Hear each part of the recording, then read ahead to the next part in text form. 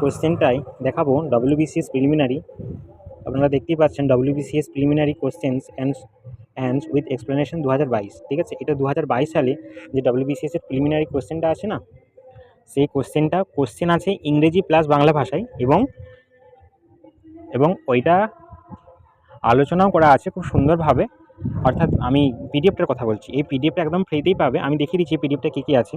যেমন প্রথমের কোশ্চেনটা, I have done my duty which tense is this. বলছে I have done my duty, এটা কোন টেন্স? পাশেই লেখা আছে, এটা বাংলা ভার্সানে। তারপরে আছে দেখুন সঠিক উত্তর প্রেজেন্ট পারফেক্ট, এটা কেন সঠিক এটা লেখা আছে, বাকিগুলো কেন সঠিক নয় সেটাও লেখা আছে। ঠিক আছে, যেমন ধরুন এটা পাস্ট পারফেক্ট প্রথম, তারপরে পাস্ট ইনডিফিনাইট, মানে যা যা অপশানগুলো আছে। ঠিক আছে, এটা একটা ইংরেজি কোশ্চেন গেল। এবার আমি একটা অন্য টপিকের কোশ্চেন দেখি। আর যেহেতু এই পিডিএফে 200টা কোশ্চেন খুব সুন্দরভাবে আলোচনা করা আছে, তাই এর পাতাটাও বেশি। দেখুন 135টা পাতা আছে, এই যে এখানে 16 নম্বর পেজে। ঠিক আছে, আচ্ছা একটা কোশ্চেন দেখুন, কোশ্চেন 28-এর, West Bengal industrial development corporation limited WBIDC was establishing. পরে দেখুন 4টে অপশন দিয়ে আছে, এবং পাশে বাংলা ভার্সনটাও দিয়ে আছে। ওয়েস্ট বেঙ্গল ইন্ডাস্ট্রিয়াল ডেভেলপমেন্ট কর্পোরেশনের লিমিটেড ছিল কত সালে, মানে কত সালে প্রতিষ্ঠা হয়েছে? 1967 সালে। এবং এটা দেখুন কেন সঠিক, মানে এই অপশনটা কেন সঠিক, তার পিছনে যুক্তিটা কেমনভাবে দেওয়া আছে। পশ্চিমবঙ্গের শিল্প ও বাণিজ্যের প্রসার এবং পরিকাঠামো উন্নয়নের জন্য 1967 সালে West Bengal industrial development corporation প্রতিষ্ঠিত হয়। এটি পশ্চিমবঙ্গ সরকারের অধীনে কাজ করে এবং রাজ্যটিতে বিনিয়োগ টানতে প্রধান সংস্থা হিসেবে কাজ করে। মানে এই যে অপশনগুলো, এই অপশনগুলো পড়লে আপনি একটা কি ধারণা পেয়ে যাবেন যে আরও বাকি 4টে অপশন সম্পর্কে, এবং কোশ্চেনগুলো খুব সহজেই মনে থাকবে।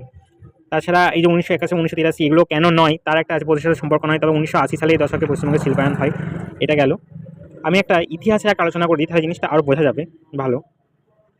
এই যে কোশ্চেন নম্বর 39 আলোচনা করছি। Who among the following viceroy repealed the vernacular press act 1878। দেখুন পাশে বাংলাটা লেখা আছে নিচে, নিম্নলিখিত ভাইসরয়দের মধ্যে কে 1878 সালে দেশীয় মুদ্রাযন্ত্র আইন বাতিল করেন, ভার্নাকুলার প্রেস অ্যাক্ট বাতিল করেন? দেখুন অপশন লর্ড, উত্তর হবে অপশন ডি লর্ড রিপন। এরপর রিপন কেন, রিপনের মানে সেই সময় যে কী কী ডিটেলস দরকার বা কী কী নেক্সট পরীক্ষায় আসে সেটা তুলে ধরা আছে। দেখুন উদারপন্থী ভাইসরয় লর্ড রিপন 1882 সালে কুখ্যাত দেশীয় মুদ্রাযন্ত্র বা ভার্নাকুলার প্রেস অ্যাক্ট বাতিল করেন। ঠিক আছে, তাহলে কত সালে বাতিল করছে সেটাও কিন্তু এখানে লেখা আছে। তাকে ওই জন্য father of local self government বলা হয়, স্থানীয় স্বশাসনজনক বলা হয়। তিনি 1881 সালে ভারতে প্রথম নিয়মিত 10 শালা চালু করেছিলেন এবং হান্টার কমিশন নিয়োগ করেছিলেন শিক্ষা সংস্কারের জন্য। ঠিক আছে, তাহলে এখান থেকে কোশ্চেন আসতে পারে যে শিক্ষা সংস্কারের হান্টার কমিশন কোন ভাইসরয় আমলে হয়, তাহলে লর্ড রিপন। বাকি এই যে লর্ড লিটন কিন্তু চালু করেছিল 1878 সালে, সেটা কিন্তু দিয়ে আছে। দেখুন লর্ড কার্জন 1905 সালে বঙ্গভঙ্গ করেছিল, সেটা দিয়ে আছে। ভারতের বিশ্ববিদ্যালয় আইন পাশ 1904 সালে, সেটা দিয়ে আছে। লর্ড ডাফট 1825 সালে তার জাতীয় কংগ্রেস প্রতিষ্ঠা, সেটা দিয়ে আছে। দেখুন প্রতিটা অপশন কিন্তু খুব সুন্দরভাবে দেওয়া আছে, যেগুলো থেকে মানে যে অপশনগুলো থেকেও পরীক্ষায় প্রশ্ন আসতে পারে।